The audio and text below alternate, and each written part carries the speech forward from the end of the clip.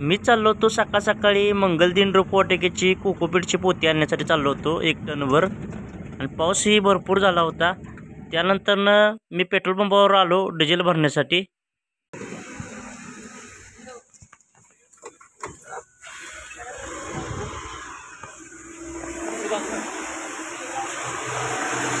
त्यानंतरनं मी आलो चिकोड्याच्या वारणा नदीवर।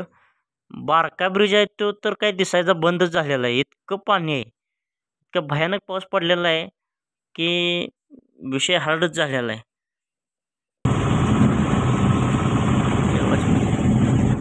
किती जरी पाऊस झाला तरी हायवेला गाड्या कधीच बंद होत नाही त्या, कारण प्रत्येकाला प्रत्येकाच्या कामासाठी बाहेर पडावंच लागतं।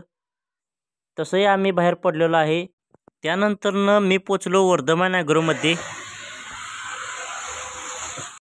मी पोचलेलो आहे वर्धमान ॲग्रोमधल्या गोडाऊनमध्ये आणि इथं मामा कोकोपीटची पोती भरून घ्यायला लागले ते।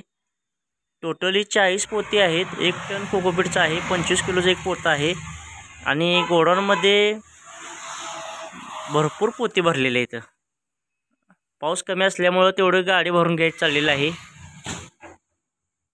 मामांच्या बरोबरचा माणूस आज सुट्टीवर आहे, त्यामुळं आज मामा एकटेच आहेत गोडाऊनला।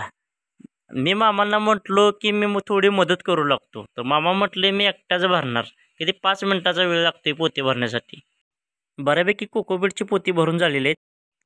त्यानंतरनं मोकळी कॅरेट गाडीमध्ये मागं भरून घेतलेले आहेत आणि व्यवस्थित असे दोरीनं कॅरेट अशी बांधून घेतलेले आहेत आणि बऱ्यापैकी पाऊस आता कमी झालेला आहे आणि मी चाललेलो आहे आता फायनली देववाडीमध्ये। तर फायनली जाऊया आपण तर